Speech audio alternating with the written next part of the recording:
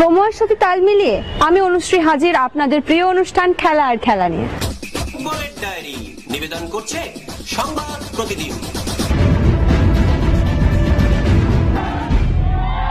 League shield নির্ধারক আগেই হয়ে যাওয়ায় সেই ম্যাচে গুরুত্ব নেই ঠিকই, কিন্তু ম্যাচের পরই উৎসবের চেহারা নেবে যুব ভারতী। গোয়া ম্যাচের পরেই সুভাশিস বসুদের হাতে লিগ শিল্ড তুলে দেবেন এফএসডিএল কর্তারা। এই নিয়ে দ্বিতীয়বার লিগ শিল্ড পাচ্ছে মোহনবাগান। ঐতিহাসিক মুহূর্তে সাক্ষী হতে উপচে পড়বে যুব ভারতী গ্যালারি। এফএসডিএল কর্তারা লিগ শিল্ড ট্রফিটি ম্যাচের আগের দিন অর্থাৎ শুক্রবার রাতে কলকাতা নিয়ে আসছেন। মোহনবাগান এবারের লিগ শিল্ড নিশ্চিত করেছে গত রোববার ঘরের মাঠে ওড়িশা এফসি কে হারানোর পরেই, কিন্তু সেদিন তাদের শিল্ড তুলে দেওয়া হয়নি। তার কারণ সেই ম্যাচেই যে পেট্রাতসা শিল্ড পাচ্ছেন তা নিশ্চিত ছিল না আগে থেকে। ম্যাচের ফল অন্যরকম হলে সেদিন লিগ শিল্ড নিশ্চিত হতো না মোহনবাগানের, তাই আগে থেকে শিল্ড আনা হয়নি কলকাতায়। আবার এফএসডিএল কর্তারা মুম্বাই এরিনাতেও কামিন্সদের শিল্ড দিতে চাননি। ঘরের মাঠে ট্রফি জয়ের পরিবেশটাই অন্যরকম হয়। একসময় হারের হ্যাটট্রিকের নাম জড়ানো ইস্ট বেঙ্গল অস্কারের হাত ধরে প্রতিপক্ষের ওপর চাপ বৃদ্ধি করে, যার জেরে বদলে যায় দুঃসময়। এমন অবস্থায় কানে আসছে নতুন খবর। শোনা যাচ্ছে আসন্ন মৌসুমে দলের শক্তি বাড়াতে এক স্কটিশ ফুটবলারের উপর নজর রয়েছে ইস্ট বেঙ্গলের। ওয়েন কেরালের চেন্নাইন এফসির সাথে চুক্তিবদ্ধ তারকা ফুটবলার কোনর সিলসকে দলে টানতে পারে ইস্ট বেঙ্গল ম্যানেজমেন্ট। মনে করা হচ্ছে চেন্নাইন এফসির এই ফুটবলারকে দ্বিগুণ পারিশ্রমিক দিয়ে দলে আনবে লাল হলুদ। ক্রিকেটের ডায়েরি। জল্পনা চলছিল 23,75,00,000 টাকায় কেনা ভেঙ্কটেশ নতুন অধিনায়ক হবেন কিনা। জল্পনার অবসান ঘটিয়ে কলকাতা নাইট রাইডার্সের অধিনায়ক ও সহ অধিনায়কের নাম ঘোষণা করল কেকেআর কর্তৃপক্ষ। অধিনায়ক হলেন আজিঙ্ক্য রাহানে এবং সহ অধিনায়ক ভেঙ্কটেশ। 22 মার্চ ইডেনে আরসিবির বিরুদ্ধে আইপিএল অভিযান শুরু করবেন রাহানেরা। রাহানে বলেন, কেকেআর এর নেতৃত্ব পেয়ে আমি গর্বিত, কারণ কলকাতা নাইট রাইডার্স আইপিএল এর অন্যতম সফল ফ্র্যাঞ্চাইজি। তারুণ্য এবং অভিজ্ঞতার মিশেলে আমাদের দলের দারুণ ভারসাম্য রয়েছে। আইপিএল শুরু হতে আর এক মাসও বাকি নেই। তার আগে নতুন নির্দেশিকা জারির পথে বিসিসিআই। ফ্র্যাঞ্চাইজিগুলো প্র্যাকটিস সেশনে রাশ টানতে চলেছে বোর্ড। মূলত পিচের তরতাজা চরিত্র বজায় রাখার জন্য এই সিদ্ধান্ত নেওয়া হচ্ছে। বোর্ডের নতুন নিয়মে 3 ঘন্টা সর্বোচ্চ 7টি প্র্যাকটিস সেশন করতে পারবে দলগুলো। সেই সঙ্গে মাত্র 2টো ওয়ার্ম আপ ম্যাচ খেলতে পারবে তারা। এছাড়া আইপিএল শুরু হয়ে গেলে ম্যাচের দিন ওই পিচে কোনো অনুশীলন করা যাবে না। টানা ঘরোয়া ক্রিকেটের পর যাতে পিচের তরতাজা ভাব বজায় থাকে, সেই জন্যই এই নিয়ম জারি করা হচ্ছে বলে খবর। পাকিস্তানের বিরুদ্ধে বিরাট কোহলির ম্যাচ জেতানো 100 রানের আবেশে এখনো ডুবে রয়েছে ক্রিকেট দুনিয়া। ফের শুরু হয়েছে সচিন তেন্ডুলকরের সঙ্গে তাঁর তুলনা। সদ্য ওয়াসিম আকরাম বলেছেন যে কোহলির ব্যাটে আন্তরিকভাবে 100 সেঞ্চুরি দেখতে চান তিনি।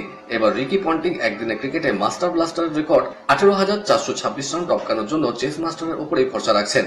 অজি অধিনায়ক বলছেন, 50 ওভারের ক্রিকেটে বিরাটের চেয়ে ভালো কাউকে দেখিনি। এই ফরম্যাটে মোট রানে ও আমাকে টপকে গিয়েছে। সামনে শুধু দুজন, সচিন ও সাঙ্গাকারা। আমার তো মনে হয় এই ঘটনার সর্বাধিক রান সংগ্রহকারী হিসেবে নিজেকে দেখতে চেষ্টার কোনো খামতি রাখবেন না কোহলি। পাক ক্রিকেটের দুরবস্থার পরিস্থিতি সামলানোর জন্য প্রস্তাব দেওয়া হয়েছিল দেশের প্রাক্তন জুড়ি বোলার ওয়াসিম আকরামকে। তিনি না বলে দিয়েছেন। এখনো আছেন দুবাইয়ে। দেশের মাটিতে রিজওয়ানদের মুখ থুবড়ে পড়তে দেখে তিনি অবশ্য অবাক নন। বলেছেন, হতেই পারে, একটা দল ভালো খারাপ খেলতেই পারে, কিন্তু খেলার ধরনে এত নেতিবাচক ব্যাপার থাকবে কেন? পাকিস্তান লড়াই না করেই ভারতের কাছে হেরেছে। একই সঙ্গে পাকিস্তানের প্রাক্তন অধিনায়ক আরো বলেছেন, নিউজিল্যান্ডের কাছে হারের পর অশনি সংকেত ছিলই, কিন্তু সেই সংকেত বুঝতে পারেনি তার দেশ। সবচেয়ে খারাপ লাগছে আয়োজক দেশ হিসেবে পাকিস্তানের ছিটকে যাওয়া দেখে। অন্য 6টি দেশ রাওয়ালপিন্ডি, লাহোর, করাচিতে খেললো। একটা সেমিফাইনালও হবে। মোহাম্মদ রিজওয়ান, বাবর আজমরা থাকবে না। পাক বোর্ডের পক্ষ থেকে বারবার তাকে জোরে বোলিং এ কোচ হওয়ার অনুরোধ জানানো হয়েছিল। তিনি না বলে আসছেন, এখনো না বলে দিলেন। আক্রমণের কথায় এই বেশ ভালো আছি।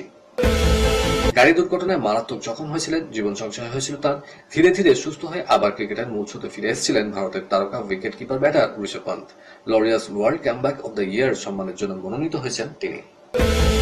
বিরক্ত হেনরিক ক্লাসেন। বিরক্তি চ্যাম্পিয়ন্স ট্রফি সেমিফাইনাল খেলতে দুবাই থেকে পাকিস্তানে ফিরতে হয়েছে বলে। তার দেশ দক্ষিণ আফ্রিকার শেষ 4 লড়াই আগামীকাল নিউজিল্যান্ডের সঙ্গে। ক্লাসেন বলছেন, এই ধকল সহ্য করা কঠিন। একই সমস্যা নিউজিল্যান্ডেরও। এতটা গুরুত্বপূর্ণ ম্যাচের আগে আবার পাকিস্তানে ফিরতে হওয়া খুব চাপে। অবশ্য আধুনিক ক্রিকেট এমনই, সবই মেনে নিতে হয়। খেলার খবর আরো আছে, কিন্তু তার আগে নিয়ে নিতেই হচ্ছে ছোট্ট একটা ব্রেক। দেখতে থাকুন।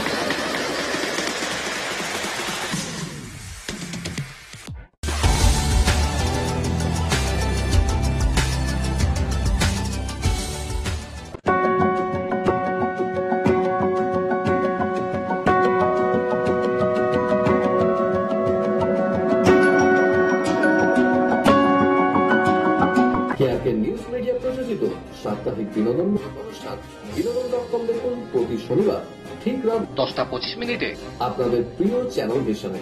ব্রেকের পর আবার ফিরে এলাম আপনাদের প্রিয় খেলা আর খেলা নিয়ে। বিদেশের ডায়েরি। চ্যাম্পিয়ন্স লিগের শেষ চলে আজ মাদ্রিদ ডার্বি। প্রথম দিন মুখোমুখি রিয়াল মাদ্রিদ ও অ্যাটলেটিকো মাদ্রিদ। খেলবে বায়ার্ন মিউনিখ, পিএসজি, বার্সেলোনা, লিভারপুলের মতো দলও। মোহাম্মদ সালাহদের লিভারপুলের সামনে কিলিয়ান এমবাপ্পেদের পুরনো ক্লাব পিএসজি। বার্সেলোনার প্রতিপক্ষ বেনফিকা, হ্যারি কেনের বায়ার্নের সামনে আরেক জার্মান ক্লাব বায়ার্ন লেভারকুসেন।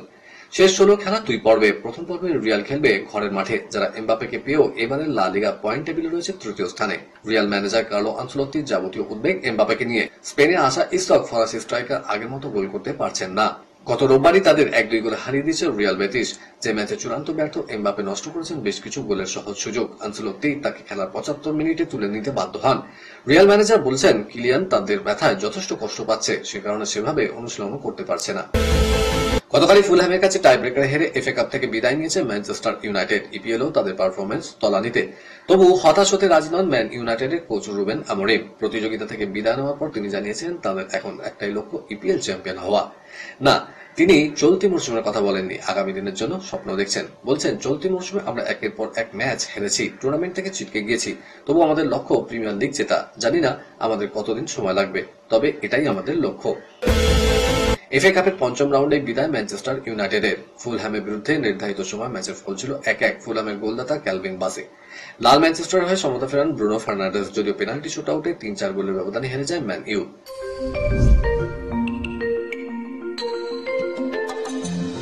জন ম্যাকটাস কার্লসেন বিশ্ব র্যাপিড দাবা থেকে বহিষ্কৃত হন। তার নিলামে প্রায় 33 লক্ষ টাকায় বিক্রি হয়ে গেল। এই প্যান্টের প্রাথমিক মূল্য ছিল 7 লক্ষ টাকা। প্রাক্তন বিশ্ব চ্যাম্পিয়ন ও বিশ্বের 1 নম্বর কিংবদন্তি এই অর্থ দান করে দেবেন আমেরিকার এক সমাজসেবী সংস্থাকে।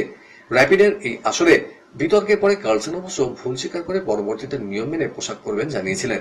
তাহলেও তাকে বহিষ্কার করা হয়েছিল। স্বপ্ন বর্মন কিনা স্বেচ্ছা নির্বাসনে।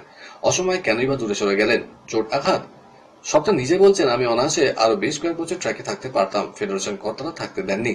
ফেডারেশনের উপর ক্ষোভ কেন? প্রায় 2 বছর ট্র্যাকের বাইরে, তবু সেই ক্ষোভ প্রশমিত হলো না কেন? স্বপ্না বলছেন, এশিয়ান গেমসে মাত্র 4 পয়েন্টের জন্য পদক হাতছাড়া হয়েছিল। সেই সময় ফেডারেশন কর্তাদের উদাসীনতায় মানসিকভাবে বিপর্যস্ত হয়ে পড়েছিলাম। যদি ঠিকভাবে ট্র্যাকে মনোসংযোগ করতে পারতাম, নিশ্চিত পদক আসত। আসলে কর্তারাই চাননি আমি এশিয়ান গেমসে পদক পাই। বিশ্বকাপের যোগ্যতা অর্জন পর্বে আগামী 2টি ম্যাচের জন্য আর্জেন্টিনার 33 জনের প্রাথমিক দল ঘোষণা করলেন কোচ লিওনেল স্ক্যালোনি। অধিনায়কের দায়িত্বে থাকবেন লিওনেল মেসি। 21 মার্চ ম্যাচে আর্জেন্টিনার প্রতিপক্ষ উরুগুয়ে। 4 দিন পর ঘরের মাঠে খেলা চিরপ্রতিদ্বন্দ্বী ব্রাজিলের সঙ্গে। কলকাতার ডায়েরি নিবেদন করছে গুডেস হসপিটাল। আগামীকাল সন্ধ্যায় সল্টলেকের যুব ভারতী ক্রীড়াঙ্গনে আবার একটা ফুটবল যুদ্ধ। তবে এটা শুধু ক্লাবের নয়, দুটি দেশের যুদ্ধ। আগামীকাল সন্ধ্যায় এএফসি চ্যালেঞ্জ লিগে ভারতের হয়ে মাঠে নামছে ইস্ট বেঙ্গল। প্রতিপক্ষ তুর্কমেনিস্তানের এফসি আরকাদাদ। দুবাইয়ে অনুশীলন করেছে এই দলটি। 2023 সালে প্রতিষ্ঠিত এই ক্লাবের সব ফুটবলাররাই তুর্কমেনিস্তানের আক্রমণের অন্যতম ভরসা। দিদার দুর্দিয়েভ কার্যত গোল মেশিন। এই ক্লাবের হয়ে 48 ম্যাচে প্রায় 9 করে 49টি গোলও করেছেন তিনি। স্থানীয় লিগে আলটাইন আসিরকে 4-0 গোলে হারিয়েছিল এই আরকাদাদ। যুব ভারতীতে এই আলটাইন আসিরের কাছে 2-3 হেরেছিল ইস্ট বেঙ্গল। কিন্তু কাল একটা নতুন ম্যাচ, নতুন উদ্যোগ। কারণ এর আগে অ্যাওয়ে ম্যাচগুলোতে যথেষ্ট ভালো ফুটবল খেলেছে লাল হলুদ ফুটবলাররা। শুধু তাই নয়, কোচ হিসেবে ব্রুজো আসার পর থেকে দলের চেহারাটাই অনেক বদলে গেছে। আগামীকাল যুব ভারতীতে মাঠে নামার আগে আজ দুটি দল সেরে নিল সাংবাদিক সম্মেলন। যেহেতু এটি ইস্ট বেঙ্গল তথা ভারতের কাছে হোম ম্যাচ, তাই প্রথমে সাংবাদিক সম্মেলন করে আরকাদাদি।